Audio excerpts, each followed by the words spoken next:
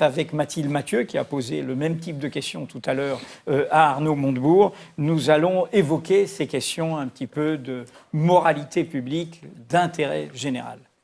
Bonsoir. Alors exactement, c'est des sujets qui nous tiennent beaucoup à cœur à Mediapart et sur lesquels j'ai l'impression de ne pas avoir entendu beaucoup Manuel Valls. Alors quelles sont ces propositions, si elles existent aujourd'hui, sur la lutte contre la corruption, la transparence, l'exemplarité en politique? Mais il l'a démontré par les actes. Tout à l'heure, ça a été évoqué à l'instant par Édu Plenel. Ce qu'on appelle l'affaire Cahuzac. Et Mediapart n'y est pas pour rien dans sa révélation. L'affaire Cahuzac a été suivie aussi de l'adoption d'un certain nombre de textes sur la transparence, sur la déclaration d'intérêt, sur la déclaration de patrimoine, sur le renforcement des sanctions, une aggravation très forte et justifiée des sanctions en cas de fraude et en cas de dissimulation. Donc Manuel Valls aujourd'hui est un candidat, je crois que personne, absolument personne, et c'est le cas d'ailleurs de François Hollande, c'est à noter, parce que ça n'a pas toujours été le cas dans l'histoire, ne remet en cause la probité et l'honnêteté tant de Manuel Valls que de François Hollande, je le disais à l'instant. Mais alors, est-ce que ce qui a été fait, et des choses ont été faites, on l'a souligné ici, c'est suffisant s'il n'y a plus rien à faire? Il a créé la haute autorité, il a aussi qu'est-ce qu'on fait de plus? Renforcé les moyens du parquet financier, de manière à doter ce parquet de moyens d'enquête qui soient complémentaires, supplémentaires. Que faire de plus? Il y a une mesure qui vient assez spontanément à l'esprit, qui est portée par des candidats, par des parlementaires, par des élus locaux. C'est celle de l'obligation d'avoir un casier judiciaire vierge pour accéder à des fonctions électives. Je considère aussi à titre personnel que dès lors qu'un élu est condamné, parce que dans le cadre de ses fonctions, il a utilisé les prérogatives qui étaient les siennes pour s'enrichir, pour détourner, pour dévier et vicier l'intérêt public et bafouer l'intérêt général, je pense que ça devrait être éliminatoire. Et qu'au-delà de la question de justice, la moralité propre de chacun des individus devrait les conduire à s'effacer et à ne plus jamais solliciter la confiance de leurs concitoyens. Alors sur le casier judiciaire vierge, à vrai dire, le Parlement l'a voté là, dans la loi Sapin 2, en tout cas pour les élus locaux, et le Conseil constitutionnel est venu censurer cette disposition. Est-ce qu'il faut réformer le Conseil constitutionnel? Est-ce que ça fait partie des... Puisqu'on l'a vu à la fois sur la transparence fiscale, on le voit sur le casier judiciaire, on le voit sur... avec toujours des arguments juridiques, évidemment. Je le dis en souriant et en parenthèse au débat, puisque ça fait l'actualité, le Conseil constitutionnel a aussi censuré le 29 décembre 2015 la possibilité de diminuer la CSG pour les plus bas revenus. Et aujourd'hui, ça revient dans le débat. Ce que propose Arnaud Montebourg. Ce que propose Arnaud Montebourg. Et nous l'avions voté. Ça a été censuré par le Conseil constitutionnel le 29 décembre 2015, parce que c'était contraire au principe d'égalité. Quand on pose la question des censures du Conseil constitutionnel, à mon sens, ce n'est pas tant la réforme du Conseil constitutionnel qu'il faut imaginer, c'est plutôt la réforme de la Constitution, puisque si parfois on peut regretter, à titre personnel, des décisions du Conseil constitutionnel, elles sont généralement fondées sur la Constitution et fondées sur un certain nombre de principes de droit. Pour revenir à la question du casier judiciaire vierge pour les élus, spontanément, c'est une mesure qui me paraît de bon sens. Après, et y compris parce que je suis élu local, je crois qu'il faut faire preuve de discernement et ne pas condamner les élus ou les soumettre à un régime de droit qui soit exorbitant ou plus sévère que le régime de droit commun. Tout le droit, mais pas plus. Et c'est ce qui m'amène à une observation et ce qui nécessitera un effort de pédagogie extrême.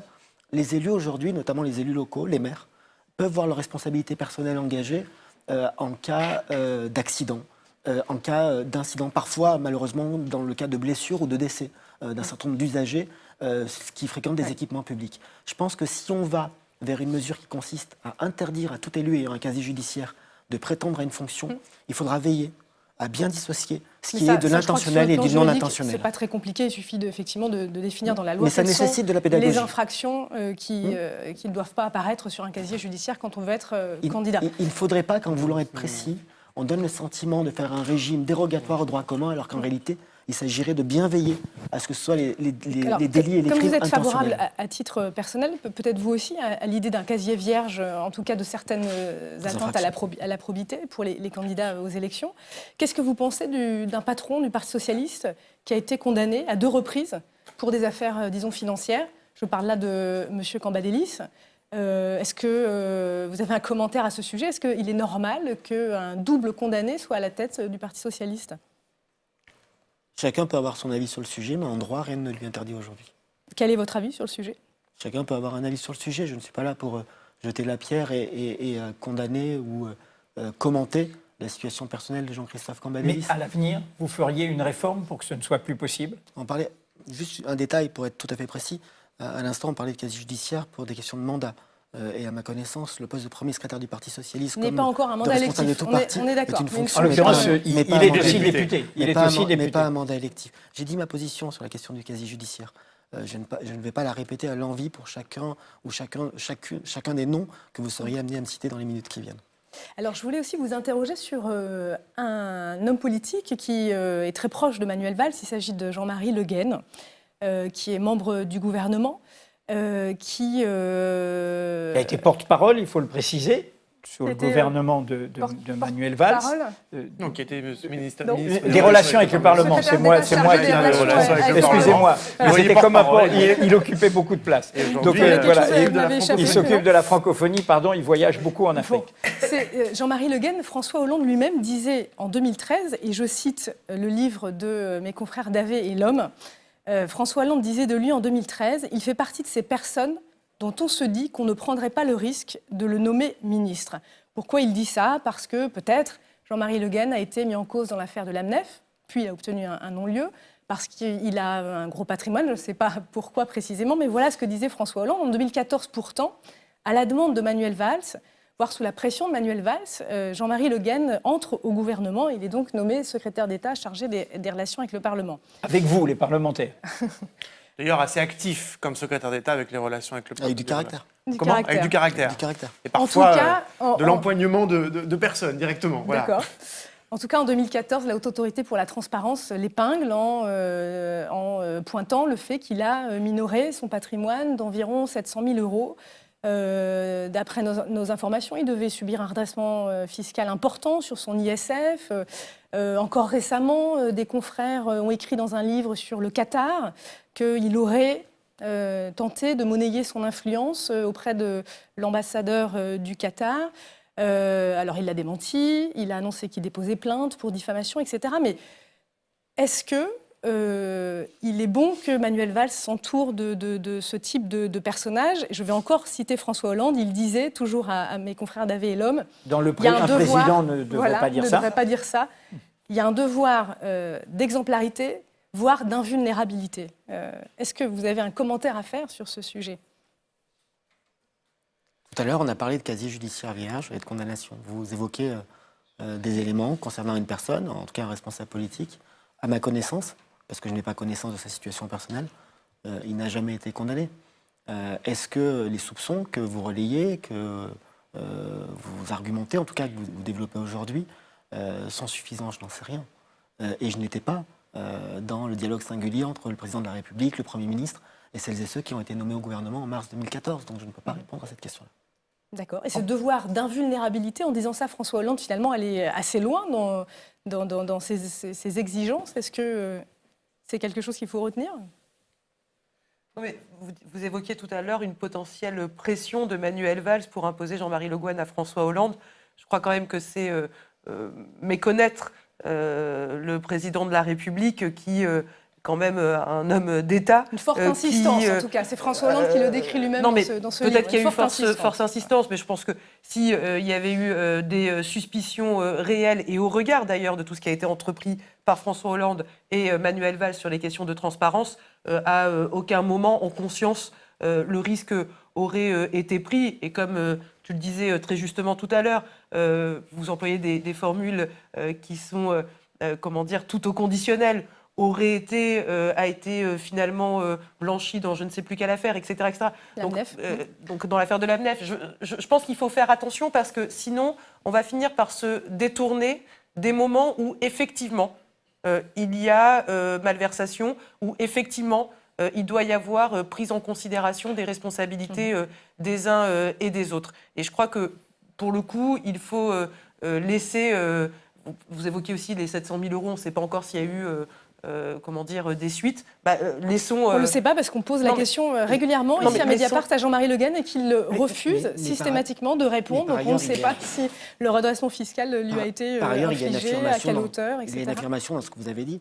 Lorsque vous avez dit, il a été épinglé par la Haute Autorité pour la Transparence de la vie publique sur les conditions dans lesquelles il a déclaré son patrimoine. Si François Hollande, Jean-Marc Ayrault puis Manuel Valls n'avaient pas fait adopter les lois sur la transparence et sur les renforcements des prérogatives de cette haute autorité de la transparence, vous n'auriez pas pu le dire et nous n'aurions pas pu le savoir non plus. Mais nous Donc, avons salué ici à Mediapart la création à la je fois me du parquet souviens- national je me financier, souviens- de la haute Je me autorité souviens pour la avoir lu le fait transparence. que vous le saluez, mais c'est aussi pour dire que face à la nécessité de rendre la vie publique plus transparente, et parce que c'est aussi une manière de restaurer la confiance de nos concitoyens, ce qui a été fait est important. Alors il y a certainement encore beaucoup à faire, mais ce qui a été fait est important. C'était juste de le saluer, c'est juste aujourd'hui que nous puissions le souligner. Olivier Dussopt, puisque vous faisiez allusion à justement la haute autorité et en même temps, c'est le même moment, le parquet financier, ces sujets que nous abordons sont des sujets qui fâchent dans les relations entre un journal indépendant et des partis politiques et des gens qui gouvernent, parce que nous sommes des éléments de désordre un petit peu, des éléments... Pourquoi je vous dis ça? Et j'ai une question pour le parlementaire. Cette haute autorité, elle est née de l'effet de levier de l'affaire Cahuzac. Ce journal n'aurait pas été indépendant, n'aurait pas tenu bon pendant 4 mois face à toutes sortes de manœuvres de communication. Vous vous en souvenez, les unes d'autres journaux, M. Cahuzac blanchi. Nous n'aurions pas tenu bon face à ceux qui disaient « mais on ne vous croit pas, lui il l'a juré dans l'hémicycle devant vous, les yeux dans les yeux, etc. » Tout ça, ce que vous portez au crédit, et en effet, ce n'est pas nous qui pouvions le créer, c'est un gouvernement, mais j'allais dire, il l'a créé dans cette relation entre un pouvoir exécutif et un contre-pouvoir, la presse. Donc ma question, c'est quand vous revisitez cet épisode de ces 4 mois de l'affaire Cahuzac, où pour notre part, nous nous sommes battus, mais nous étions bien seuls, y compris auprès des parlementaires, y compris auprès du gouvernement, qui disait « nous faisons confiance à la parole de M. Cahuzac », au lieu de prendre la précaution de dire « il ne va pas prendre en otage le gouvernement, qui se défende, qui sortent du gouvernement, qui se défendent, il a le droit, mais il ne prend pas en otage le gouvernement ». Or, il vous a pris en otage la majorité et le gouvernement pendant 4 mois. Comment vous revisitez la gestion politique de cela par le gouvernement? Je le pose d'autant plus aisément que ce n'était pas M. Manuel Valls qui était Premier ministre à ce moment-là. Ce n'est pas tant la question de la gestion par le gouvernement qui m'interroge. C'est le sentiment de la trahison.